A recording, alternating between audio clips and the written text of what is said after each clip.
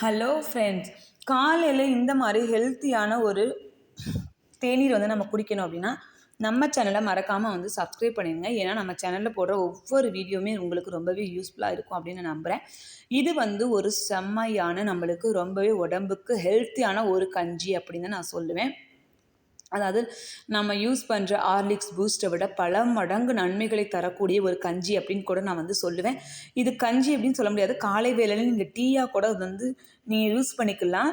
நான் வந்து மெயினாக அது போட்டதே குழந்தைங்களுக்கு வந்துட்டு நீங்கள் காலையில் குழந்தைங்க வந்து சாப்பிட்ற அவசரத்தில் வந்து என்ன செய்வாங்க அப்படின்னா எதுவுமே டீ காஃபி எதுவும் குடிக்காமல் வந்து போயிடுவாங்க, சாப்பிடாமே போயிடுவாங்க. அவங்களுக்கு நீங்கள் சாப்பாடு கூட கொடுக்க வேணாம், இந்த மாதிரி ஒரு டீயை வந்து செஞ்சு கொடுங்க. அவங்க உண்மையிலேயே அவங்களுக்கு வந்து அந்த சாப்பாடுக்கு ஈக்குவலான சத்துக்கள் வந்து இதில் கிடைக்கும்.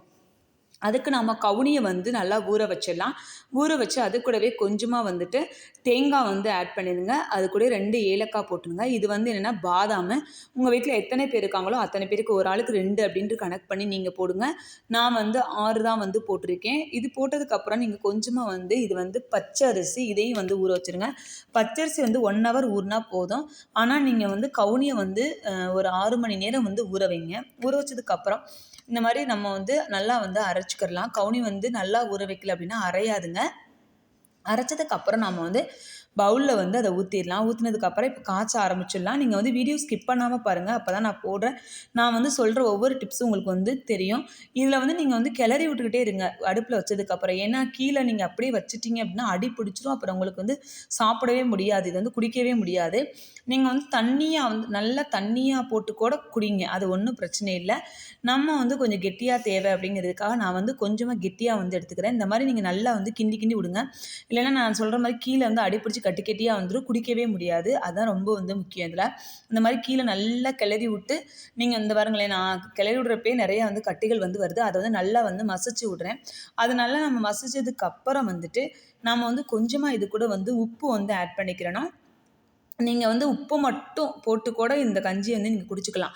அப்படி இல்லை எனக்கு சுகர் வேணும் அப்படின்னா நீங்கள் வெல்லம் வந்து யூஸ் பண்ணிக்கிறீங்க. சுகர் வந்து மேக்ஸிமம் வந்து யூஸ் பண்ணாதீங்க, ஏன்னா சுகர் வந்து அவ்வளோ வந்து நல்லதில்லை. நீங்கள் வந்து ஜாங்கிரி வந்து யூஸ் பண்ணிக்கிறீங்க, ரொம்ப நல்லது. இது இல்லை அப்படின்னா கருப்பட்டி கூட யூஸ் பண்ணுங்கள், ரொம்பவே வந்து சூப்பராக இருக்கும். நம்ம வந்து இன்றைக்கி வந்து வெல்லம் தான் ஆட் பண்ணிக்கிற போகிறோம். இந்த பாருங்களேன், நான் வந்து நல்லா வந்து அதை வந்து கிளறி விட்டுட்டே இருக்கேன், இல்லைனா கீழே வந்து அடி பிடிச்சிடும். நீங்கள் வந்து வச்சுட்டு மட்டும் போயிடாதீங்க. இந்த கவுனி அரிசியில் நிறைய பெனிஃபிட் வந்து இருக்குது. இப்போ எல்லாருமே ஆல்மோஸ்ட் வந்துட்டு இந்த மாதிரி கவுனி அரிசி, மில்லட் அரிசிலாம் சாப்பிட ஆரம்பிச்சிட்டாங்க. நீங்களும் வந்து கொஞ்சம் வித்தியாசமாக ட்ரை பண்ணுங்கள். காலையில் குழந்தைங்க வந்து சாப்பிடாம போயிட்டாங்க ஸ்கூலுக்கு அப்படின்னா அவங்களுக்கு வந்து இந்த கஞ்சியை காய்ச்சி கொடுங்க. அது நீங்கள் அவங்க சாப்பிடாம போனாலும் நம்மளுக்கு கவலையே இல்லைங்க. இதில் வந்து அவ்வளோ பெனிஃபிட் வந்து இருக்குது. நீங்கள் வந்து இதை வந்து ட்ரை பண்ணுங்கள் ஒரு நாளைக்கு.